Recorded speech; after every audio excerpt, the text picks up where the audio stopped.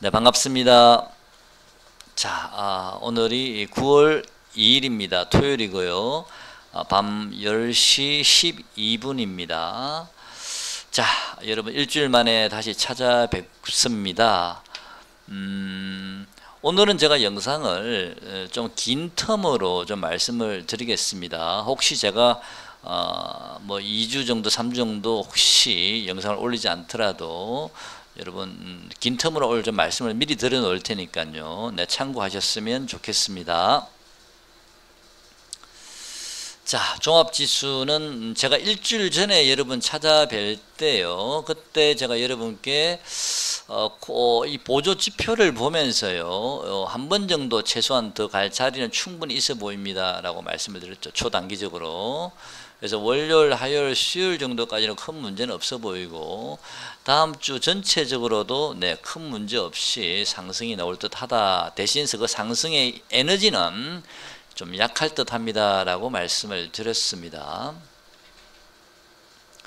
자, 코스피는 네, 여전히 이렇게 바닥을 다졌고요. 이제 비로소 이 박스권 한, 둘, 셋, 넷, 다섯, 여섯, 일곱 개 한 7그레일, 8그레일 정도 바닥을 다지다가 드디어 이 박스권을 뚫는 상승이 들어왔고요. 그런 다음에 이틀 연속 눌림목을 받았지만 그 박스권 상단부에서 지금 눌림을 잘 받고 금요일날 다시 돌렸습니다. 자, 다시 돌렸기 때문에 추가 상승이 충분히 가능하다라는 결론이죠. 그죠? 자, 하지만 이미 보조지표는요, 제가 지난번에 말씀드릴 때 한 번 요 자리에서 제가 말씀드렸습니다. 지난번에. 그죠? 한 번 더 갈 자리가 있어 보입니다. 라고 상승할 자리가 지금 한 번 더 상승이 들어왔기 때문에 물론 조금 긴 텀으로 보면 여기는 당연히 상승할 수 있다라고 보지만요, 일단 보조지표가 조금 이제 올라왔거든요. 눌림목 구간이 다음 주에 나올 수도 있습니다. 다음 주에는요, 눌림목 구간이 나올 수도 있습니다. 이렇게 해요. 이해가시죠? 그러면 다음 주에는 아침 시가는 조금 떴다가도 눌림목 구간이 나올 수 있다라는 거 감안하시되, 대신 밑에 이평선 3개가 잘 받치고 있기 때문에 2540포인트는 깨지 않을 거라고 보여집니다. 자, 그래서 다음 주는 일정 부분 눌림목을 가지면서 약간 더 소강 상태가 나오지 않을까, 그렇게 생각을 하고 있습니다. 물론 종목별로는 또 활발한 움직임은 나올 수 있을 것 같습니다. 지수 자체는 수강 상태일 것 같고요. 당분간 지수는 다시 한번 이 박스권을 좀 만들다가 그 다음에 다시 한번 또 위로 치지 않을까. 그 다음 주에는요. 저는 그렇게 보였거든요. 그래서 다음 주 한 주는 조금 수강 상태나 약보합 정도 좀 쉬어가는 구간이 나와야 되고요. 그 다음 주에 다시 한번 더 위로 치는, 자, 그런 모양을 미리 예상 한번 해보겠습니다. 뭐 제가 점장이가 아닌가, 뭐 이거 딱딱딱딱 뭐 맞으면 좋겠지만 약간의 오차가 있을 수 있고 오류가 있더라도 여러분 이해를 해주시고요. 기본적으로는 일단은 보조지표가 너무 가열가 왔기 때문에 조금 수그러들어야 됩니다. 약간요. 눌림목 좀 받아야 되거든요. 여기는 입을 벌리고 있잖아요. 그죠? 눌림목 좀 받아야 됩니다. 그래서 다음 주에는 그거 감안하시고, 이미 이 박스권을 뚫었기 때문에 결국에는 더 갈 수 있다. 그렇게 보시면 됩니다. 주봉 한번 볼게요. 주봉도 주봉상 보면 제가 제일 지금 그동안에 싫어했던 게, 제일 불안했던 게 개별 종목들도 대부분 다 그랬고 이 지수도 그랬고요. 이 주봉의 위치가 상당히 높았거든요. 요런 자리가요. 굉장히 높았었는데 개별 종목들도 이제 주봉상으로 많이 해소가 됐습니다. 지금 지수도 많이 해소가 됐기 때문에 중기적으로는 이제는 나쁘지 않다라고 저는 보고 있습니다. 뭐 일봉상으로는 뭐 조금 가열권 들어와도요, 다시 이 저점을 깨는 그런 하락은 나오기 어려울 거라 보고 있다는 얘기입니다. 아직 신규 매수를 못 하셨거나 또 수익 실현하신 분들은 또 저점 매수 기회를 보시면 될 듯 합니다. 환율 차트하고 코스피 차트를 같이 보겠는데요. 위에 게 환율 차트고 밑에 게 코스피 차트인데, 환율은 사실은 그동안은 너무 심하게 많이 올랐습니다. 아무 이유 없이 심하게 많이 올랐거든요. 근데 물론 뭐 이유가 있겠죠. 그죠? 여기 양봉이 고점을 해서 이제 다시 하락 구간에 접어들었고요. 1파 하락 들어왔고 그 다음에 2파 상승 조금 들어왔죠. 이제 3파 하락이 진행되지 않을까 싶고요. 물론 행보하다가 한 번 더 내려오겠죠. 그죠? 그런 다음에 반등 주고 5파까지. 아마 환율은 그렇게 좀 되지 않을까.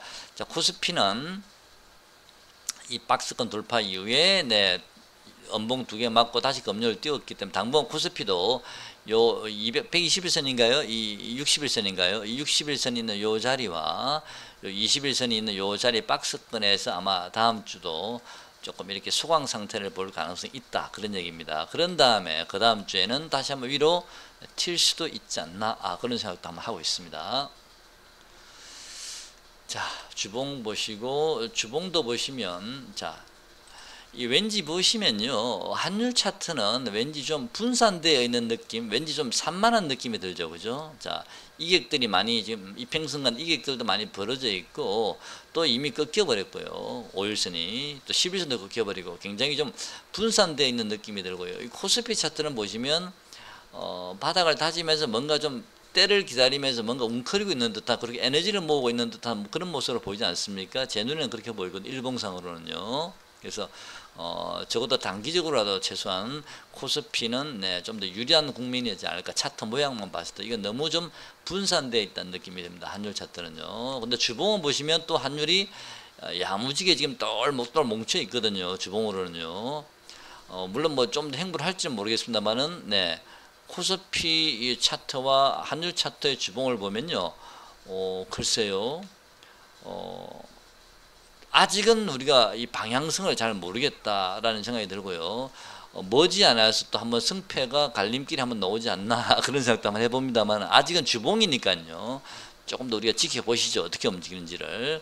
어쨌든 일봉상으로는 코스피가 더 유리해 보입니다. 너무 분산되어 있기 때문에 환율이 이제 오파가 시작될 것 같고요, 코스피는 조금 더 상승할 여력이 있다.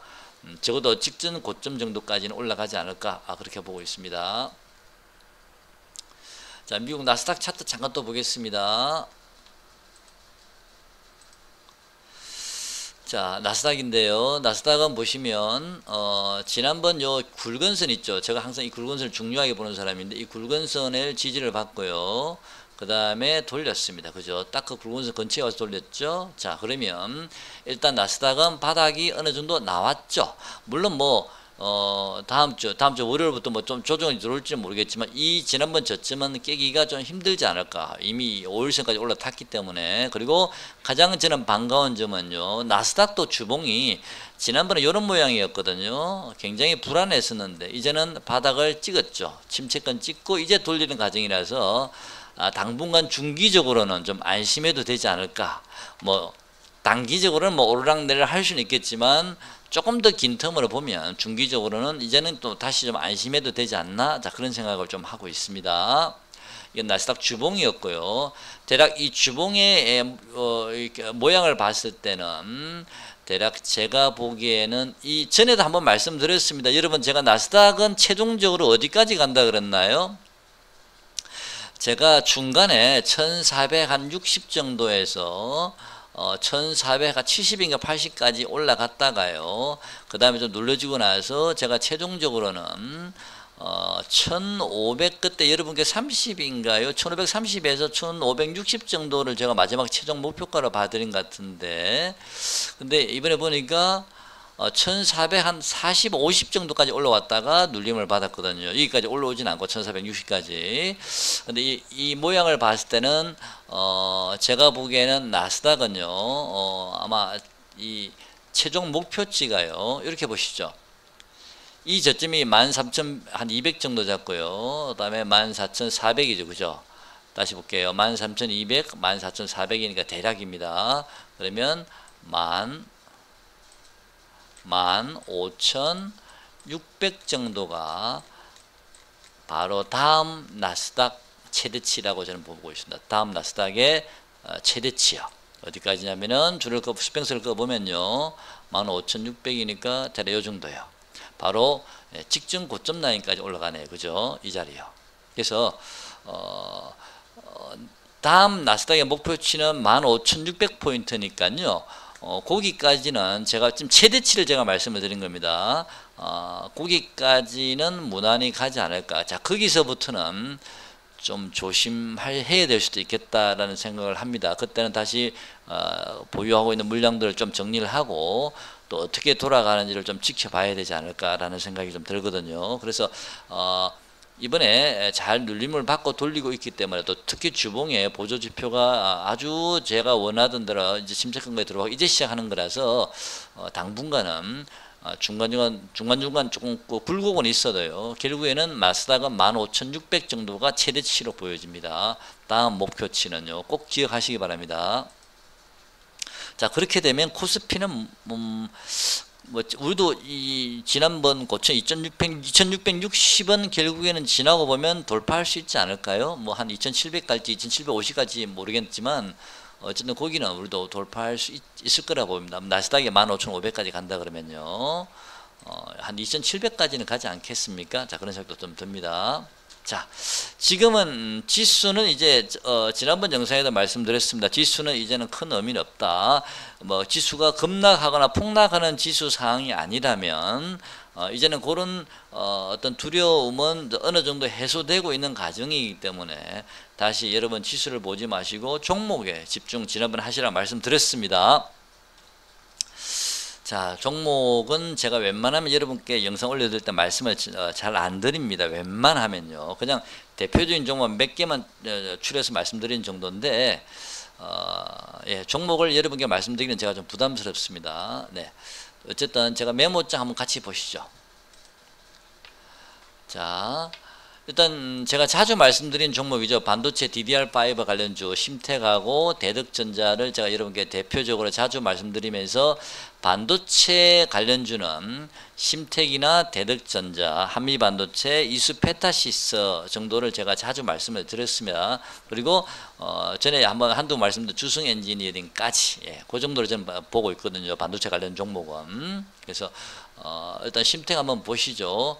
제가 지난번에 심택이 외국인들이 계속 매도를 하다가 기간만 사고 외국인이 매도를 하다가 비로소 외국인이 계속 같이 사고 있습니다라고 여러 번 말씀드렸죠. 그죠? 이렇게. 그전에는 외국인이 계속 팔았거든요. 기간만 사고. 근데 외국인이 돌아섰다 말씀드렸습니다. 자, 그런 다음에 하나, 둘, 셋. 자, 일단은, 캔들상으로는요, 아주 작은 소파동상은 오파가 좀 나온 게 아닌가 싶고요. 아마도 월요일날 갭을 좀 띄우고 나서 조금 다음 주 초중반까지는 좀 눌림목이 들어올 수도 있겠다라는 생각도 하고 있습니다. 자, 아침에 갭을 좀 띄우고 나서 눌림목 들어올 수도 있겠지만 조금 더 약간 한 일주일, 2주일 단위로 조금 더 긴 텀으로 본다면요. 결국에는 심택도 한 41,000원 정도까지는 무난히 하루 이틀 조금 눌림목 다 준다 하더라도요. 41,000원까지는 무난히 상승할 수 있을 것 같습니다. 지난번에 제가 여러분께 말씀드릴 때 요 자리에서 말씀드릴 때요. 심택은 요 자리 박스권을 결국은 돌파하게 되면 이제는 그 박스권 상단부가 지지라인이 됩니다. 언젠가 이 자리는 곧 돌파합니다. 말씀드렸죠. 그죠? 그래서 박스권을 돌파를 했기 때문에 41,000원까지 일단 보시고 41,000원이라는 건 43,000원, 2,000원 될 수도 있습니다. 대략 제가 보수적으로 41,000원을 본 거니까요. 그래서 그 정도면 다시 한번 잘라주시고 다시 밑에서 받으시면 될 듯 합니다. 그때는 뭐 37,500원이 될지 또는 좀 더 심하게 상황이 안 좋으면 뭐 36,500원까지 올 수도 있고 안 그러면 38,000원이 될 수도 있고 그죠? 그런 자리에서 다시 한번 받아주시면 될 듯 합니다. 자, 41,000원에서 42,300원 정도에서 걸리는 자리가 나올 수 있을 것 같습니다. 심택은요. 자, 내일 당장 조금 눌림목 들어도 큰 신경 안 쓰셔도 될 듯 합니다. 자, 심택 봤으니까 대덕전자 그냥 넘어가겠습니다. 자, 그 다음 메모장 한번 볼게요. 그 다음에 주승엔지니어링도 제가 여러분께 중간중간 한 번씩 뭐 자주 말씀드리지는 않습니다만은 제가 관심 가지고 있는 종목이라서 한 번 정도 제가 말씀을 드리는데 주승엔지니어링도 여러분께서 같이 한번 보시기 바랍니다. 이 종목도 현재 꾸준히 우상향 중인 종목이거든요. 그래서 이전 종목들도 여전히 아직까지 그죠? 많이 올랐죠? 그렇지만 뭐 주식이라는 게 이 종목도 아직 고점에 징후가 전혀 없거든요. 아직까지는요. 그래서 이렇게 눌림받고 다시 또 돌리고 있으니까 잘 보시기 바랍니다. 심택은요. 주승엔지니어는요. 주승엔지니어 직전 고점 라인에서 머물죠. 자, 여기서 조금 눌림받고 한 번 정도 더 갈 자리도 있어 보이죠. 최소한 그죠? 네, 그렇습니다. 자, 다음.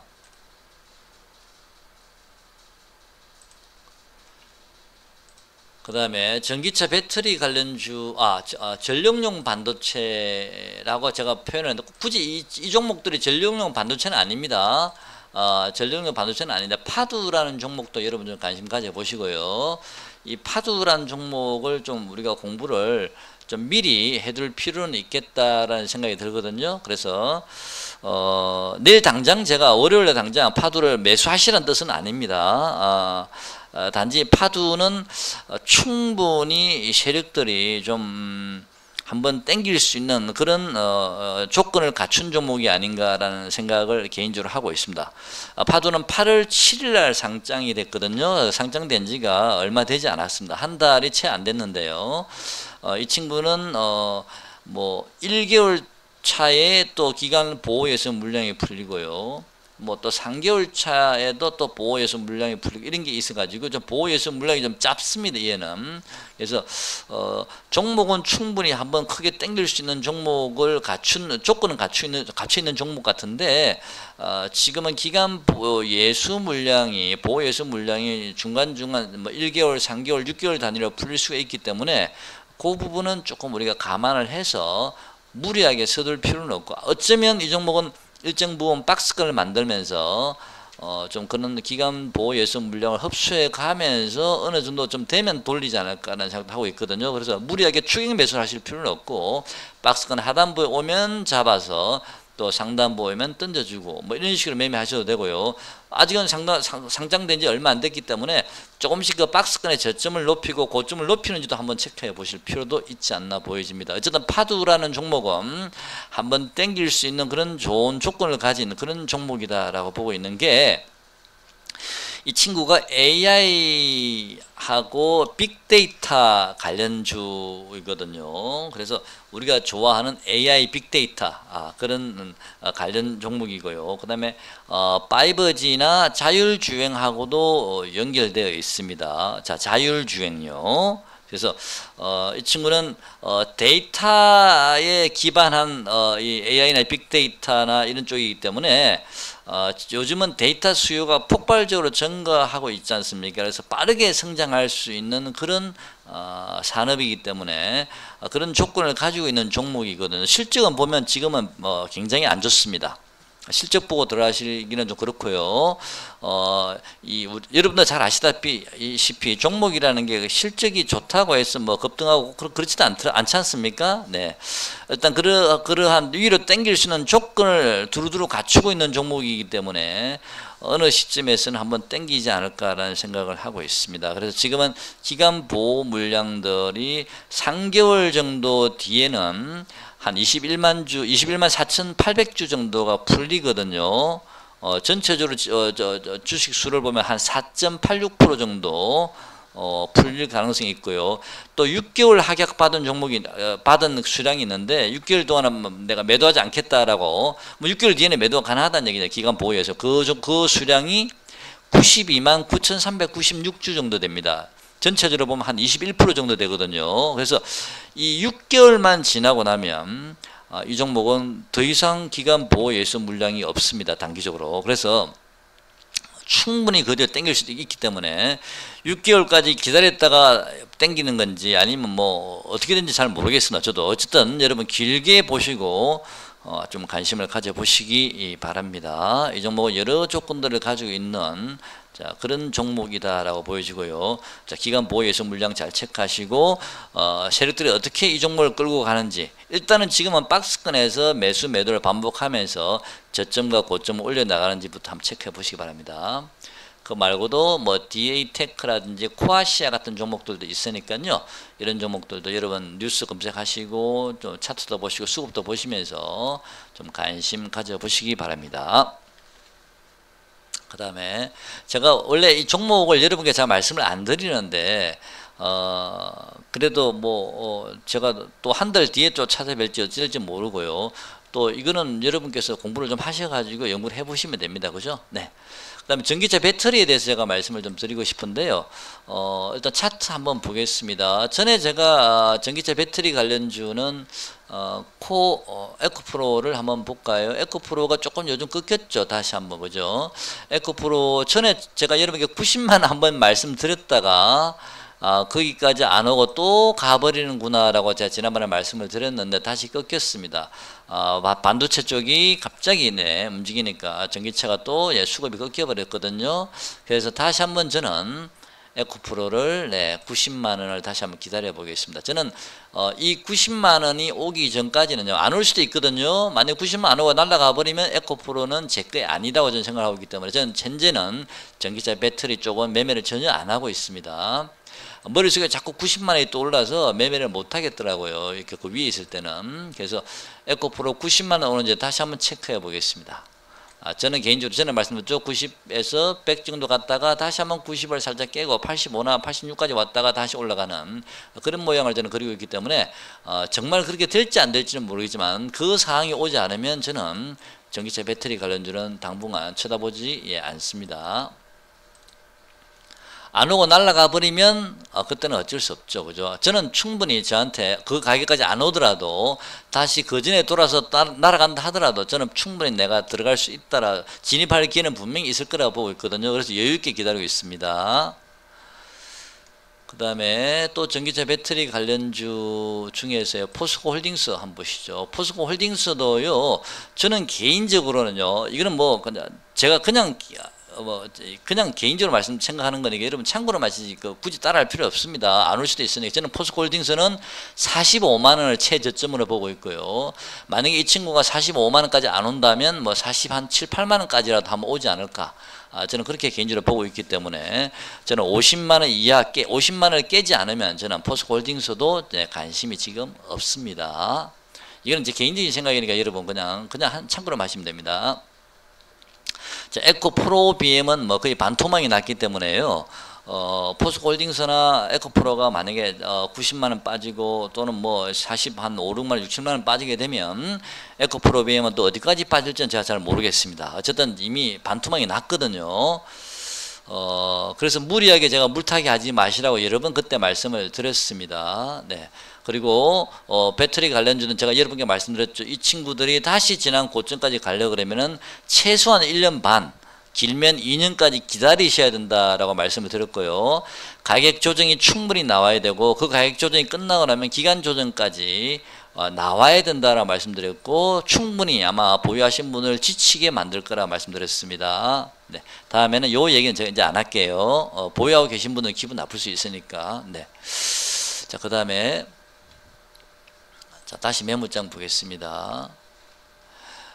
중국 유크 관련주는 제가 여러분 포트에 하나 정도는 넣으셔도 되지 않을까라고 말씀을 드렸는데 저도 지금 현재 포트에 아직도 가지고 있습니다. 물론 단기 매매했던 종목도 있고요.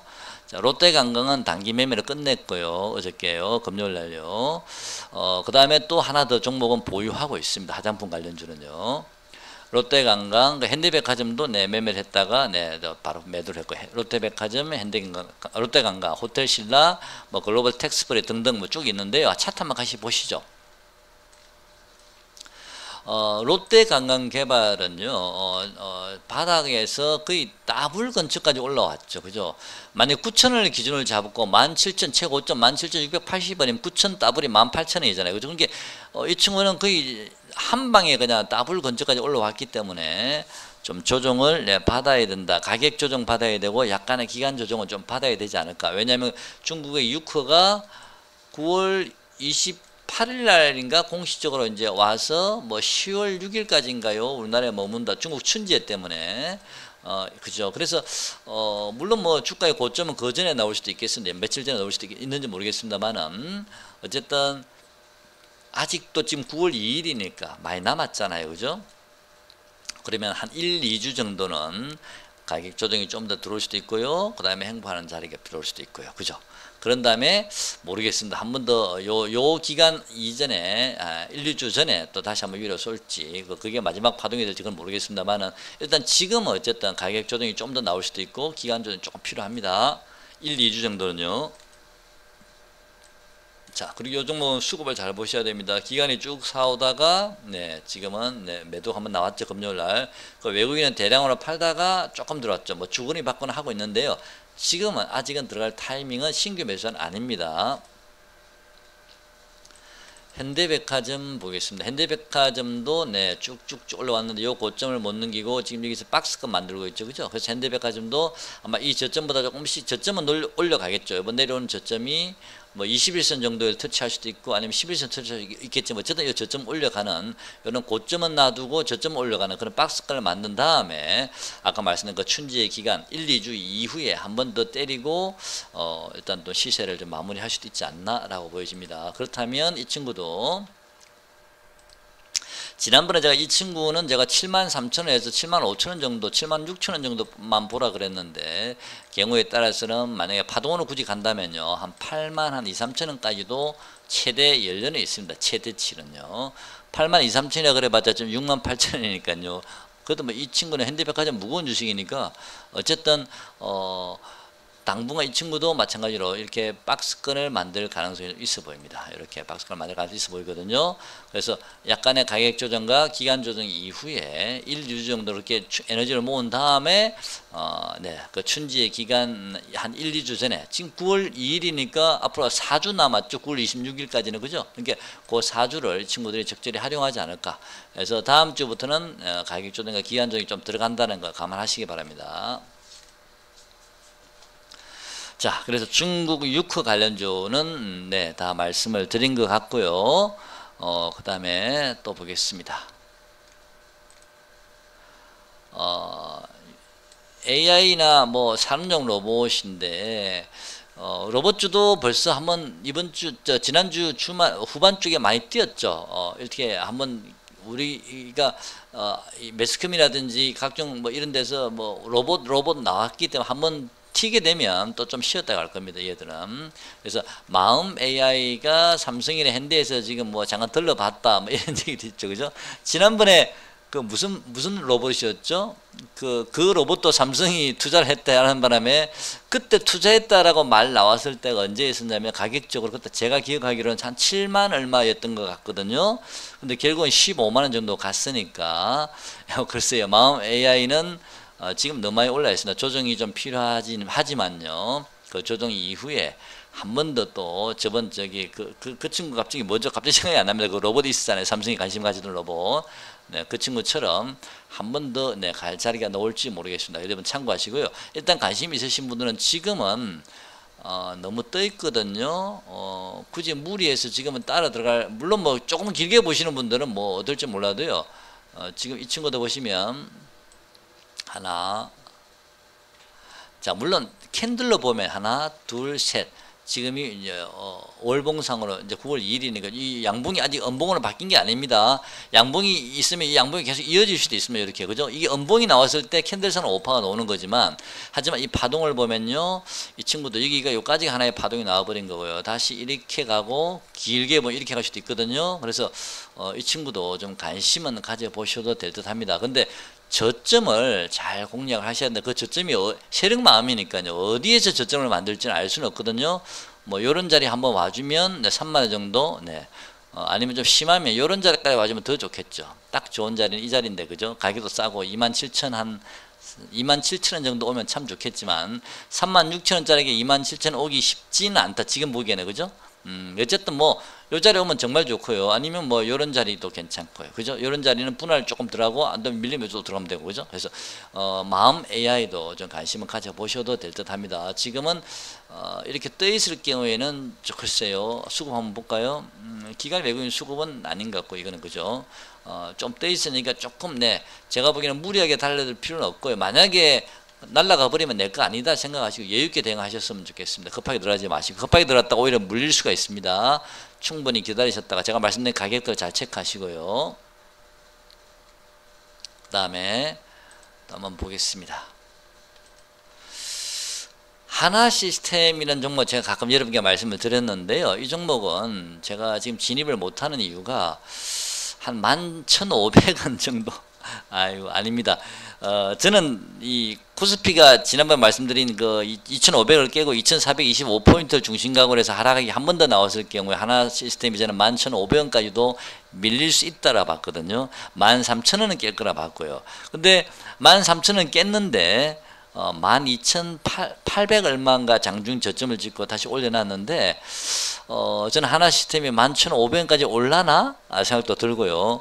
아니면 시장이 크게 빠지지 않으면 뭐 13,000원 지난번 저점이 나와버리면 어쩔 수 없고요. 근데 이 친구는 조금 올라가더라도 만약에 11,500원까지 밑으로 땡겼다가 돌리는 거는 에너지를 받아서 갈 수가 있는데 지금 자리에서 돌리려고 그러면 조금 시간이 필요할 듯 합니다. 지금 가격에서 돌리기에는요. 그래서 저는 만약에 이 가격까지 오면 관심을 가지고, 그렇지 않으면 지금 현재 박스권 행보하고 있는데 그 자리를 돌파할 때 관심을 가져보겠습니다. 차라리 하나씩 잠깐 보겠습니다. 지금 이제 박스권 저점을 잡고 올렸다가 다시 엄봉받고 있거든요. 그래서 지금 바닥 다지기를 뭐 20에서 내려올 때까지 이평선을 수렴하면서 바닥 다지기를 할 수 있거든요. 왔다 갔다 하면서요. 그러면서 바닥을 다지고 돌릴 때 저는 박스권 돌파할 때 따라가거나 아니면 좀 더 기다렸다가 11,500원까지 오는지도 한번 지켜볼 거고요. 네, 그럴 예정입니다. 자, 파워로직스는 아직 제가 여러분께 한번 말씀을 드린다 그러는데, 네, 요거는 일단 또 다음에 기회가 되면 또 말씀을 드릴게요. 또 한번 보겠습니다. 바텍이란 종목은 지금 요즘 시장은요, 뭐 저평가 이런 거 지금 별로 상관하지 않고 올라가거든요. 그래서 바텍은 실적에 비해서 그래도 주가가 조금 더 올라갈 자리가 있어 보이더라고요. 실적에 비해서. 그래서 이런 종목은 뭐 안전하게 매매하실 분들은 좀 관심 가져 보셔도 되지 않나, 그런 생각하고 있습니다. 자, 지금 현재 실적에 비해서는 조금 그 주가가 덜 반영이 된 게 아닌가. 뭐 크게 올라갈 자리 있는 건 아닙니다만 그래도 이렇게 저처럼 또 안전하게 또 하시는 분들은 이런 쪽에 관심이 좀 있긴 하거든요. 자, 그 다음에 전에 한번 잠깐 언급 드렸다가 제가 깜빡하고 지나갔었는데요. 그때 제가 이 월봉상 장기적으로 제가 낙폭이 가대한 주식 중에서 괜찮은 종목들이 있습니다. 그런 종목들도 많이 불안하신 분들은 그런 종목을 한번 찾아보시죠 라고 말씀드렸다가 이런 더존비전이나 이런 종목을 제가 소개시켜 드리려고 마음을 먹었다가 막상 깜빡하고 영상을 끝내버렸거든요. 그래서 오늘은 제가 아예 적었습니다. 자, 장기 낙폭 가대주인데요. 대표적인 게 여러분 잘 아시다시피 네이버 카카오입니다. 근데 네이버 카카오는 고점에서 하락했던 그 기간이 이런 5G나 더존 비전에 비해서 기간이 좀 짧아서 제 생각에는 조금 더 뭐 가격적인 바닥가 나왔다 하더라도 조금 더 바닥 다지는 시간이 좀 더 필요할 듯 하고요. 5G 관련주는 제가 지난번에 한번 매매를 한 적이 있었죠. RFHIC 같은 종목을 제가 한번 매매를 한 적이 있습니다. 그 종목이 17,000원 정도 혹시 내려오면 코스피가 저점이 나올 수 있으니까 한번 체크 한번 해보시죠 라고 여러분 기억하시죠? RFHIC 17,000원. 근데 그 장중 저점은 16,710원이고요. 종가상으로는 거의 17,000원 나왔었습니다. 이 종목은. 근데 일단 17,000원은 나왔지만 제가 예상한 대로 그렇지만 이런 5G 관련주는 뭐 지금 실적도 실적이지만요. 뭐 물론 뭐 자율주행차가 좀 더 활성화되면 5G 관련주가 뜨겠지만 정말 3년 5년을 보고 하시는 분들은 이 주식은 보면 이렇게 사이클이 있거든요. 뭐 산업의 사이클도 있듯이요. 지금은 우리가 뭐 AI가 어떠니 뭐 로봇이 어떠니 뭐 이렇게 쭉 얘기하지만 전기차 배터리가 어떠니 막 이렇게 하지만 그 3년 전에는요 이런 5G 관련주가 이 시장의 핵심 주도주였거든요. 그 뭐 이 RFHIC 같은 종목들도 그전에 보시면 핵심 주도주일 때는 뭐 48,000원까지 갔던 종목이거든요. 어마어마하게 7,000원짜리가 어마어마하게 상승을 했죠. 그래서 흥망성쇠를 거듭하는구나. 그래서 이런 거를 또 장기 투자하실 분들, 안전하게 투자하실 분들은 또 이런 쪽에 관심을 가지셔도 됩니다. 주식 경력이 얼마 되지 않으신 분들은요, 괜히 이 종목, 저 종목, 뭐 포스코 DX니 뭐니 해가지고 막 따라가시는 분들 많잖아요. 그러다 손실이 많거든요. 아니면 뭐 초전도체, 신성델타가 어떠니 이렇게 따라가시는 분들. 또는 지난번 전기차 강풍 불 때 막 고점에 따라가신 분들.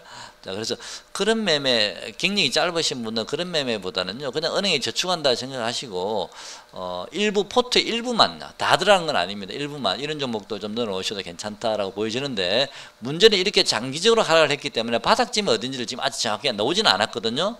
아직은 바닥에 징후가 나왔다라는 게 그런 게 아직 없습니다. 물론 보조지표는 침체까지면 그것까지 알 수 있는 건 아니니까. 그래서 관심 종목에 넣어 놓으시고요.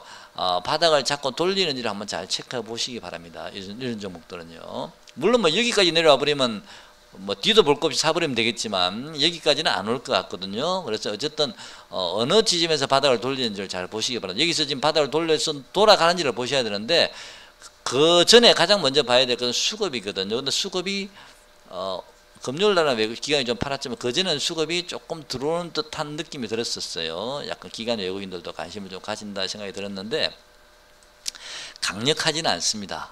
제가 보기에는 그렇게 강력해 보이진 않고 파동도 하나 둘 셋 5파가 나왔거든요. 아마 제가 보기에는 내일 그러니까 다음 주 월요일부터 이 친구도 조금 조정권에 들어갈 수 있을 것 같습니다.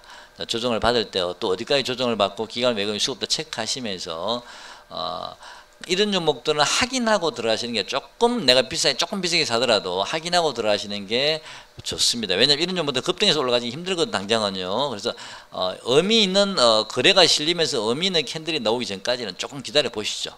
이런 종목들 대신 장기적인 관심은 이제는 가져도 될 때다라고 보여집니다. 저는 빠져봤자 15,000원 밑으로는 가기 힘들다라고 개인적으로 보고는 있는데요. 15,000원 요 정도죠. 네.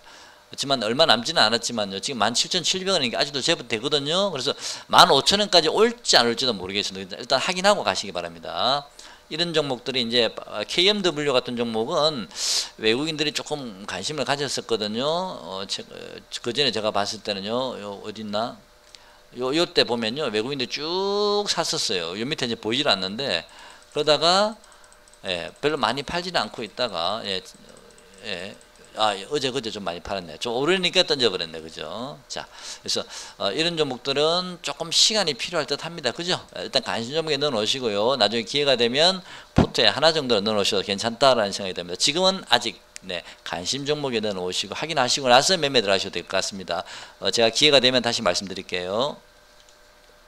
그래서 길게 보면 그렇다는 얘기입니다. 그래서 5G 관련주, 그 다음에 더존비존이라는 종목도 정말 많이 빠졌습니다. 더존비존이라는 종목도 많이 빠졌는데 근데 더존비존은 굳이 우리가 실적을 가지고 평가를 하게 되면 이 친구는 글쎄요 많이 올랐습니다. 이 친구도 바닥에 있어요. 25,000원에서 뭐 팍 올라버렸거든요. 이 친구도 하나 둘 셋 이 친구도 좀 단기적으로 고점이 나온 게 아닌가 싶은 생각이 좀 들긴 하는데요. 수급 한번 볼까요? 이 친구도 기관의 외국인이 밑에서 많이 샀습니다. 보시죠. 이렇게 많이 샀거든요. 여기서부터 외국인 기관 대량으로 사들어왔기 때문에 이 저점은 이제는 깨지지 않을 거라 보이죠. 그죠? 네. 그리고 많이 빠져나가지 않고 있거든. 이 친구는요. 네. 그죠? 이 친구는 적절한 지점을 잘 보시고 기관의 외국인 수급이 이 밑에서 강하게 들어왔다가 아직 빠져나가지 않고 그냥 샀다 팔았다 체크를 좀 하고 있는 정도라서 크게 많이 빠질 것 같지는 않습니다. 그래서 한번 보시죠. 이 정도 보시면 월봉상 어마어마하게 많이 빠졌죠. 그죠? 이 정도면 들어갈 만하죠. 바로 요 수평선 제가 보시면 그걸 맞추고 요런 자리에요. 여기 요 자리 이런 자리는 정말 좋은 자리죠. 이때 25,000원에 사셨던 분들은 정말 멀리 보고 잘 사셨습니다. 이 종목은요. 지금 32,000원이니까 부럽죠. 그죠? 물론 뭐 다른 종목에서도 많이 먹으신 분도 계시겠지만 지금 이 친구는 월봉상 21선이 내려오기 때문에 5일선, 11선은 지금 뭉쳐 있거든요. 근데 21선이 지금 이제 닫고 있기 때문에 조만간 옆으로 21선이 좀 덜어 누울 때까지 기다리지 않을까, 월봉상. 자, 그런 다음에 추세를 돌리지 않을까라고 보고 있습니다. 개인적으로는요. 하여튼 월봉상 아직까지 이제 좀 올라오긴 했지만 한번 이렇게 또 꺾이는 모습이 한번 나와주면 더 좋을 텐데요. 쌍바닥 정도 만들게 보조지표가. 어쨌든 이 친구도 관심 가져보시기 바랍니다. 기관 외국인 수급이 상당히 좋고요. 이 친구도 예전에는 10만원이 넘었던 종목입니다. 136,000원까지 갔던 종목이거든요. 거의 다 왔습니다. 25,000원이 저점 나왔다고 저는 보고 있습니다. 근데 실적이 이 친구가 2019년 8년 뭐부터 실적이 영업이익이 계속 우상향하면서 영업이익이 계속 증가해 왔었거든. 이 친구가요.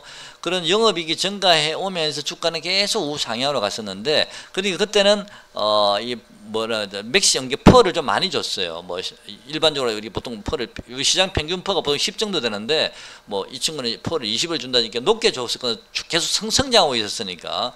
그러다가 작년 재작년 영업이익 이제 꺾이고, 특히 올해는 영업이익이 작년에는 많이 꺾였죠. 이 종목은 이제 승쟁이 막혔거든요. 완전히 꺾였구나 생각이 드니까 주가가 폭락을 해버린 거거든요. 그래서 지금도 현재 실적에 비하면 뭐 그렇게 싼 건 아니지만 어쨌든 더존비전이라는 것은 뭐 기업 회사 다니시면 알겠지만 우리나라에서 나름대로 그쪽엔 또 독보적인 또 그런 게 있으니까 그래도 뭐 좀 멀티플을 좀 많이 주는 게 아닌가라는 생각도 좀 듭니다. 어쨌든 가격적으로는 좀 끝났으니까 바닥이 나왔으니까 좀 박스권 만들면서 행보할 가능성이 있지만 적절한 저점을 관심이 있으신 분들은 좀 확인해 보시기 바랍니다. 더존비전까지 말씀을 드렸고요. 그 다음에 카카오 네이버는 뭐 다 아시는 분이니까 생각할 필요는 없고요. 바닥 다진 시간이 조금 더 필요하다. 박스권에서 그런 생각이 들고요. 그 다음에 카카오뱅크도요. 참 보시죠. 카카오뱅크. 제가 지난번 영상인가 아니면 그 앞번 영상에 댓글에다가 카카오뱅크를 제가 가격을 24,000원 근처 오면 24,000원이 깨는가 한번 확인해 보시고 24,000원이 지지가 되면 저점 매수 한번 해보시라라고 제가 댓글을 남겼었거든요. 지난 바로 앞번 영상에다가요. 그때는 제가 영상 올리지 못해가지고 댓글 남겼었는데 카카오뱅크 한번 볼까요? 네. 어디 갔나? 자, 가까이 여기 있네요. 네네, 카카오뱅크. 그때 제가 요 자리에서 말씀드렸죠. 24,000원 지지 여부를 확인하시고 나서 저점 매수하십시오라고 말씀드렸는데 그때 24,300원까지 내려왔었거든요. 그래 바로 급등 돌아서 돌려버렸거든요. 자, 이 친구도 저는 좀 박스권을 만들지 않을까라고 보여집니다. 당분간 저점과 고점에 박스권을 만들 거라고 주봉을 보시면. 잠깐만요. 지금 월봉도 보시면 이 친구도 아까 더존비전처럼 21선을 들어눕죠. 이제 이 친구는 먼저 들어눕고 있죠. 그죠? 이 친구가 더존비전보다 먼저 움직일 수도 있습니다. 그죠? 네, 20선 모이면 언제든지 이 친구는 위를 튈 수 있는 자리를 만들어 놨습니다. 어느 정도 제가 보기에는 주봉 보시면 주봉에서 이 기준선까지 쭉 완전 묶어놨죠. 에너지를 모았죠. 완전히. 그죠? 이 친구는. 그래서 이 친구도 이제는 우리가 관심을 좀 가져도 될 시점이 왔다. 라고 보여집니다. 그래서 계속 체크하시고 저점 들어오면 계속 기회를 보시기 바랍니다. 일봉 보시면 일본 조금 가격권 들어왔죠. 다시 또 이게 보조표가 내려오게 되면 그때 또 기회 한번 보시기 바랍니다. 바로 외바닥 상승이니까 적어도 쌍바닥이나 아니면 짝꿍댕이 만들고 돌릴 수도 있죠. 많이 돌린다 하더라도. 그죠? 그리고 이 친구를 보시면 또 저점이 조금씩 높아지고 있습니다. 여기 저점 보시면 요 저점과 요 저점을 보면서 제가 24,000원을 얘기했었거든요. 여기 저점을 조금씩 높이기 있기 때문에 다음 저점은 24,000원 정도 되겠다라고 생각이 들어서 이때 말씀을 드린 겁니다. 그래서 저점을 조금씩 높여가고 있다는 것도 참고해 보시고요. 고점은 어느 정도 위에 막혀 있거든요. 그래서 이게 어느 정도 좀 수렴이 되면 그때는 돌릴 수도 있다라는 생각이 보여집니다. 대신 이 친구의 단점은 뭐냐면 이 친구는 아직도 가격이 많이 빠졌는데도 불구하고요. 이 친구도 월봉 보시면 94,000원짜리가 25,000원, 15,000원까지 갔다가 다시 올라온 거거든요. 이 친구는 또 아직도 사실 주가의 영업이익이나 순이익만 놓고 보면 사실 순이익 한번 보시죠. 순이익은 지금 계속 늘어나고 있어요. 계속 늘어나고 있지만 아직도 비싸요. 사실 그것만 놓고 보면. 근데 이런 카카오뱅크 같은 회사들은 우리가 굳이 순이익이나 영업이익에 너무 적정 주가를 우리가 따지게 되면 나는 이 종목을 놓칠 수 있다고 보거든요. 놓치고 나서 그때는 아이고 가버렸네. 비싼데도 가버렸네. 이렇게 생각하지 마시고요. 이런 종목은 멀티플을 우리 좀 많이 줘야 된다고 생각을 하고 있습니다. 인터넷 뱅킹도 하기 때문에. 인터넷 뱅킹 하는 게 뭐죠? 일반 우리 창구 영업과는 또 다른 거잖아요. 그죠? 그래서 이런 종목들은 계속 관심을 가지시되 저점 기회를 주면 포트에 좀 일부 담아 두셔도 좀 괜찮다라고 수급까지 한번 보겠습니다. 수급 보시면 기관 외국인들이 계속 매집을 많이 하고 있습니다. 물론 중간중간 파는 것도 있지만 산 수량에 비해서 파는 수량이 조금 적다라는 걸 계속 아실 수 있을 거예요. 그래서 지금은 다시 눌러지는 구간이 나올지 몰라도 요 24,000원 요 자리 만약 24,000원 정도 다시 한번 와주면 사도 되겠죠. 또 혹시 시장이 안 좋아서 23,000원까지 밀리더라도 그건 차이가 안 나거든요. 그래서 걱정 안 하셔도 될 것 같습니다. 대신 재무 상태를 보시면 좀 비싸 보입니다만은 너무 그게 연연할 필요는 없다. 그런 생각이 듭니다. 자, 거기다 말씀을 드린 것 같은데요. 뭐 차바이오텍은 제가 이 친구를 한번 보시죠. 이 친구는 그냥 이거는 뭐 여러분 많이 올랐기 때문에 관심 갖지 않으셔도 될 것 같습니다. 차바이오텍 한번 보시죠. 1번 보시면 이 친구도 롯데관광개발처럼 그냥 쭉 올라와 버렸습니다. 이 친구는 12,000원 정도에 출발해서 18,000원까지 올라왔거든요. 그동안 쭉 이 친구는 5일선을 타고 종가상으로는 5일선을 거의 웬만하면 깨지 않고 올라가다가 이제 5일선을 깼는데요. 이 친구도 글쎄 저는 뭐 혹시라도 이 친구가 15,500원 정도나 또는 뭐 15,500원, 15,500원 정도, 네, 또는 16,000원 정도 이 정도 오면 그때 뭐 온다면 관심을 가져보고요. 안 오면 그냥 놔둬버리랍니다. 일단 좀 기다려 볼 생각이고요. 요 11선까지는 당연히 내려오지 않을까 싶은데 올라오고 있는 21선과 이게 너무 벌어졌기 때문에 21선 어느 정도 올라올 때까지 기다렸다가 어느 시점에 이 친구들 행보하다가 하면 또 돌리지 않을까 라고 보고는 있습니다. 그래서 관심을 계속 가져보시기 바랍니다. 그 다음 마지막 한 개 남았나요? 네, 잠깐만요. 자, 그 다음에 KG 모빌리티 남았네요. 자, KG 모빌리티까지 하고 마무리 짓도록 하겠습니다. 자, KG 모빌리티는 예전에 쌍용차입니다. 제가 이 종목은 예전에도 제가 몇 번 여러분께 언급을 드린 종목입니다. 여러분 기억하고 계시죠? 지난번에 제가 언급 드릴 때 이 친구가 급등을 해서 11,000원, 2,000원 할 때 요때부터 제가 말씀을 드렸습니다. 이 친구는 여기서부터요. 진입하시면 안 됩니다 라고 말씀을 드린 거고요. 이 친구는 7,000원 정도까지 내려올 수도 있습니다. 기다리십시오 라고 말씀을 드렸는데 진짜 6,970원을 찍었습니다. 그래서 대단하죠, 그죠? 자, 어쨌든 7,000원까지 내려왔고요. 그 다음에 이 친구는 마찬가지입니다. 워낙 하락이 심했기 때문에 이동평균선 간의 가격이 하락하면서 이격이 벌어진 상태라서 어느 정도 이격을 좀 이평선을 모아야 되겠죠. 그래서 이평선을 충분히 좀 모아가고 있습니다. 이 친구도. 그래서 이게 뭐 61선인가요? 기준선인가요? 61선까지 이평선을 모아가면서 지금 올라섰기 때문에 이제는 이 애들이 지지라인이 되어버렸거든요. 이평선에 몰려있는 부분들이. 그리고 보조지표는 조금 높습니다만은 한 번 정도 더 위로 튀었다가 다시 한번 조정이 들어올 수도 있을 것 같다. 그래서 위로 한 번 정도 더 튀지 않을까. 한번 튀었다가 다시 한번 조정이 쭉 들어올 수 있을 것 같은데 어쨌든 이평선을 좀 잘 물고 많이 하락한 종목이죠. 이 친구도 그죠? 16,940원짜리가 7,000원까지 내려왔으니까 그죠? 네, 이 친구도 이평선을 모아가고 있으니까 오히려 아까 위에 더 좀비존이나 뭐 카카오뱅크든 뭐 이런 종목보다 이해가 더 빨리 움직일 수도 있습니다. 지금 보니까 그죠? 네, 그래서 주봉 보시면 이 친구도 21선에 바로 위에 걸려 있습니다. 그래서 바로 올라가더라도 21선에 걸릴 수 있는 자리입니다. 그죠? 21선이 얼마죠? 9,366원인데 다음 주 되면 이게 9,100 얼마, 200 얼마 될 거거든요. 그럼 이제 8,800원이니까 얼마 차이는 나지 않습니다. 그죠? 하지만 주봉을 보면 여기가 저점이니까요. 하나 이렇게 잡아버리는 거죠. 그럼 둘, 셋 이렇게 갈 수도 있잖아요. 그럼 여기까지는 뭐 일단 무난히 갈 수 있지 않을까라는 생각도 하고 있거든요. 우선 중기적으로라도 최소한 뭐 장기적으로는 저는 다시 여기까지 올라갈 수 있을지 아니면 한 이만까지 그러나 모릅니다만은 그거는 뭐 주식은 알 수 없는 거니까요. 일단 하나 하고 조정받고 이제 세 번째 올라가는 거라서 21선 당장은 걸립니다. 당장 급등하기는 어렵다. 라고 보여집니다만은 장기 월봉상도 지금 이평선이 완전히 수렴되어 있거든요. 그리고 보조지표 보시면 완전 물동네이잖아요, 그죠? 그리고 최근에 주가가 너무 보이지는 않지만 뭔가 거래량이 터지는 자리가 보이죠, 그죠? 네, 그래서 이것도 한번 보시기 바랍니다. 이 친구도요 많이 빠졌습니다, 그죠? 네. KG 모빌리티입니다. 이런 종목들은 단기로 보면 안 되고요. 중기로 보셔야 되지 않을까요? 네, 중기로 아니면 뭐 장기로 보든지 그렇게 보셔야 될 듯합니다. 근데 이 친구는 또 특징적인 게요. 외국인들이 최근에 며칠 동안 쭉 사온 게 눈에 띄거든요. 그래서 이것도 좀 참고를 하시기 바랍니다. 외국인들이 쭉 사고 있죠, 그죠? 기관들은 크게 관심을 가지고 있지는 않는데 그나마 연기금 정도가 최근에 조금 들어온 것 외에는 뭐 투신이나 사모펀드는 아직 관심이 없습니다만 외국인들이 이 친구는 좀 길게 보고 들어왔는지 그건 모르겠습니다만 그죠? 그리고 차트를 보시면 일봉상 좀 더 가까이 대볼게요. 보시면 자, 충분히 하락이 어느 정도 멈춰지고 있고요. 여기서 그죠? 그 다음에 다시 한번 밑으로 당겨 버렸죠. 저점을 조금 낮췄지만 거의 뭐 쌍바닥 비슷하게 만들어 버리고요. 아이고 왜 이러니?